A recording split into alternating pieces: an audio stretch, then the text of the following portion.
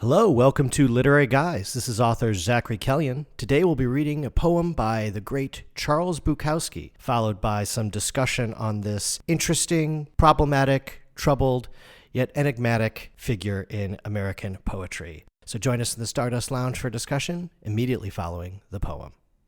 And now, The Man with the Beautiful Eyes by Charles Bukowski.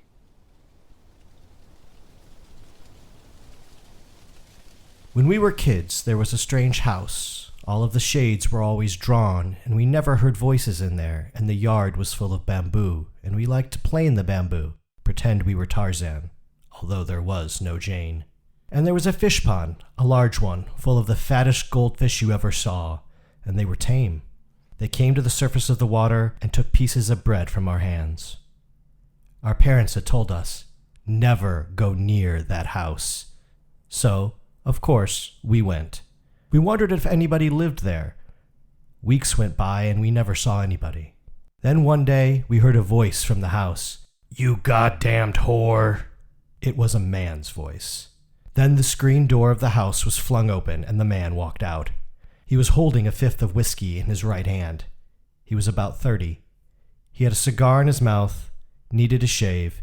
His hair was wild and uncombed, and he was barefoot in undershirt and pants, but his eyes were bright. They blazed with brightness, and he said, "Hey there, little gentleman. Having a good time, I hope?" Then he gave a little laugh and walked back into the house. We left, went back to my parents' yard, and thought about it. Our parents, we decided, had wanted us to stay away from there because they never wanted us to see a man like that, a strong, natural man with beautiful eyes. Our parents were ashamed that they were not like that man. That's why they wanted us to stay away. But we went back to that house, and the bamboo, and the tame goldfish. We went back many times for many weeks, but we never saw or heard the man again. The shades were down, as always, and it was quiet.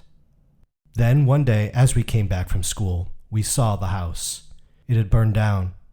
There was nothing left, just a smoldering, twisted black foundation.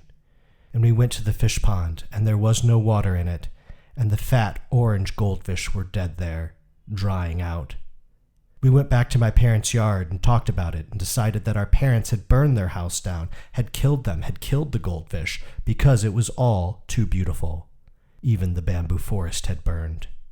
They had been afraid of the man with the beautiful eyes. And we were afraid then that, all throughout our lives, things like that would happen. That nobody wanted anybody to be strong and beautiful like that others would never allow it, and that many people would have to die.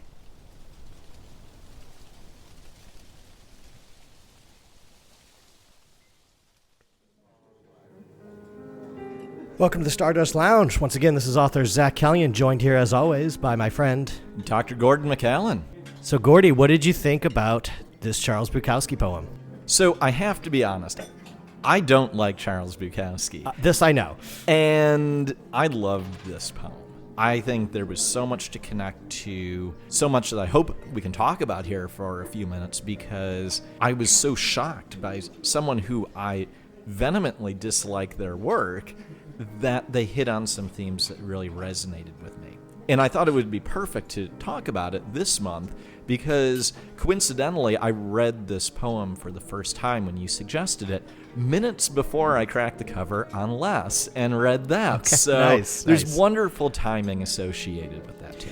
And I suppose for our listeners, it might be beneficial to go over a little bit of our shared history with Charles Bukowski. I am a fan. I acknowledge there's a lot of troubling details about the man and his work, and completely understand why he might not be for everybody. But we were in a book club many years ago, a book club that met usually at baseball parks Sometimes or dive on bars. boats. Yes, Yeah. Sometimes on boats.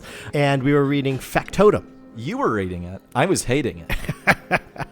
Because, you know, this was probably maybe a proto version of Literary Guise. It was a book club with other people who identify as men, and we were reading predominantly masculine literature, and you can't touch on masculine literature without bringing Bukowski to the conversation at some point. Yeah, the book club was mostly books by authors with drinking problems, as opposed to this podcast, which is mostly about authors with cocaine habits.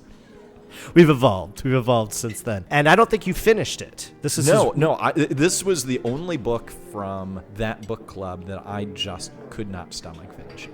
And what would you say, is it his prose? Is it his subject matter? Is it his narrative voice? What really grates on you, usually? It's this crass, toxic, masculine primary character who I'm told is sort of a cipher for himself throughout a number of his novels. I just found the behavior so abhorrent and the portrayal of women just shockingly degrading. Yeah.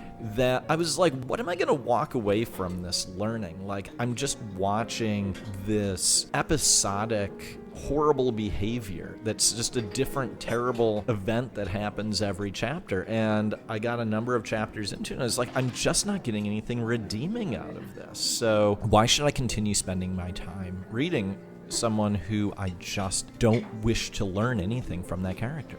And I think that's not an unfair appraisal of especially the man's semi-autobiographical works like Factotum, Post Office. There's a lot of these Henry Chiansky as his proxy. Right. Just kind of drifting about drunkenly through multiple affairs, which in fact Charles Bukowski did. He was kind of a failed poet in his 20s, ended up working for the U.S. Post Office on and off again for several decades, drifted about America for what he called the 10-year drunk, where he just kind of went from flop house to flop house and blue-collar job that he held for 6 weeks just to get, his next bottle of booze paid for. Mm-hmm. So very much a man adrift, and really didn't come into his own until much later in life. I think he had his first novel, Post Office. I believe it was published when he was like 49 or something like that. Mm-hmm. And I think where I differ in my appraisal of Bukowski, because I agree with everything that you just said, it can be a very tough read at times. The subject matter that he's tackling, specifically his opinion of women, which I think translated into his real life as well. I liken him to Hemingway in some respects, because you get some Hemingway novels that seem purposeless, that are just young men adrift in the Spanish countryside, drinking and going fishing and all that stuff. But of course, with Hemingway, it's what's beneath that, the beauty that's beneath that, the social commentary that's beneath that iceberg theory of Hemingway. And I think you get that with Bukowski too. But again, Bukowski is so much more raunchy.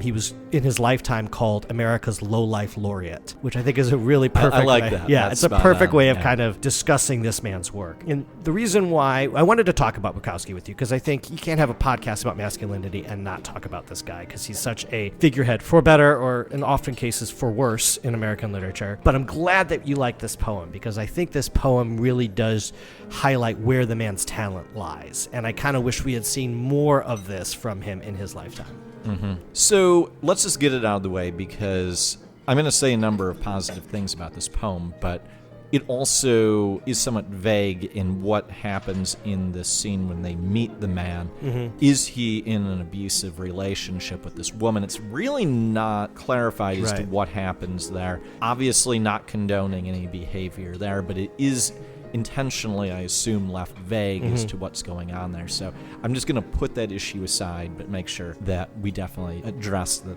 that's not a positive thing about this story. The reason this resonated with me is growing up in a culture in the Midwest, which is very reserved, very puritanical, very traditional, conservative. I don't know. You can just keep rambling words, but being someone who later in life kind of rejected so much of that, you end up with this view of like, how much of what was true about myself were other people trying to hide from me, trying to tell me it was wrong, trying to purposefully obscure it, people who are afraid of the thing that they did not understand and try to instill that in other people. When I read this poem, that's what I saw. I saw this kid having this very adult realization that was misguided. I don't think it is that the parents wanted to hide this man with the beautiful eyes, but the reality is that this is a man who was living by his own rules. He was not fitting with society, clearly. He had chosen this path that he was on, for better or for worse, and that raw, dare I call it, selfishness. Like, that's what he wanted, and that was the life he had, that other people were afraid of that. And that the narrator of the story just recognizes that this is what real freedom looks like. To be who you choose to be who you are meant to be. And yes, it's a weird story and it's told about broken people. But that realization at the end of, like, how many houses do my parents have to burn down in order to hide the real world, and what is actual satisfaction from me? Yeah, I think that a lot of those same themes resonated with me as well. You know, you've obviously got this unreliable narrator of a child who you learn right from the beginning, the parents say not to go by that house, so of course we went. You know, that contrarian view of a kid, and that getting some things very right. You know, you talk about, I think it's predominantly an American problem, where you have these adults who have consigned themselves to this 9-to-5 work life. You know, where it's work, church, whatever their obligations are, and they kind of have lost their identities to that. That very Midwest suburbia kind of mentality that was so pervasive when Bukowski was growing up in this country. And I think as a child, as an observant child, you are right to see that you've got all these adults with these glossy dead eyes who aren't enjoying life at all. And it's only natural that you would see someone who's living so far outside that construct and almost want to emulate that. And I think that's where a lot of our quote-unquote toxic masculinity in this country comes from, is not necessarily from our dads sitting us down and saying, hey, this is how you mistreat women and this is how you act, you know, in public. I think it's more, well, I don't want to be like this guy who's just kind of this cog in a machine.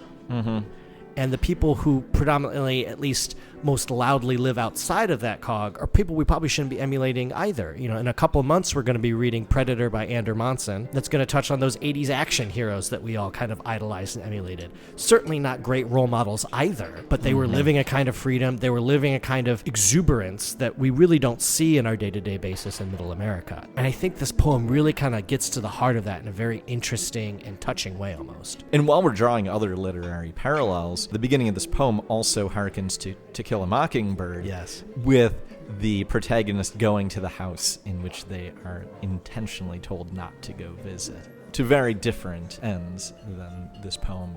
I think the question that I've got to ask is it something about masculinity that resonates with what's being told in this poem, or is it actually more of a condemnation of just general American society? Like, I've got to believe that a lot of the forces that we're looking at here of people trying to hide away those that do not conform is just as much, maybe even potentially more of an issue from a female perspective, from a feminine perspective. Yeah, and I think that that's probably, certainly in a 2023 reading of this, is probably how we should look at it. Bukowski pretty much is the guy in that house with the shades drawn and the fifth of whiskey. So, you know, I don't know how much he is intending it to be a commentary specifically on misguided masculinity. But I do think, you know, when you talk about the people that we shut out, you know, is this guy living with a woman? We assume so because he's addressing somebody, you know, maybe it's someone in his mind, maybe he just got off a phone call. But I think with the shades drawn and everything, we're meant to conclude that there's probably a woman living with him. And certainly the house burning down was probably a result of a drunken fight they had or some kind of, you know, domestic situation is how I kind of read the poem. So I do think it's a really interesting glimpse into, you know, as you said, those people that we kind of push aside and want to keep on the fringes of our society and what that does to men and women.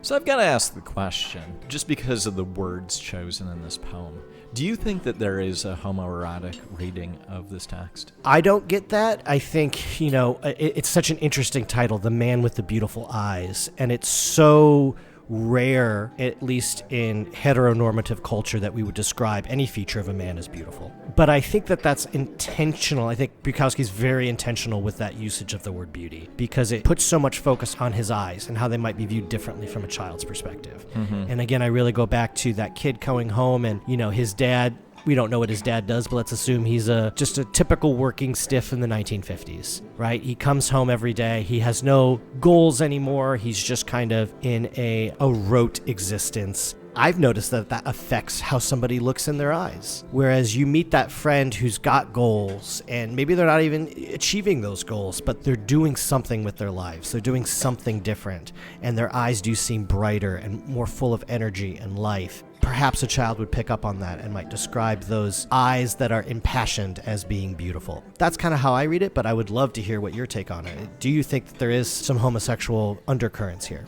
From my perspective, I have to read it with a little bit, or I have to imagine that there is a reading of it. I don't think it's what Bukowski actually intended for this, but given the sparsity of the verse, you can look at this as, here is a beautiful man.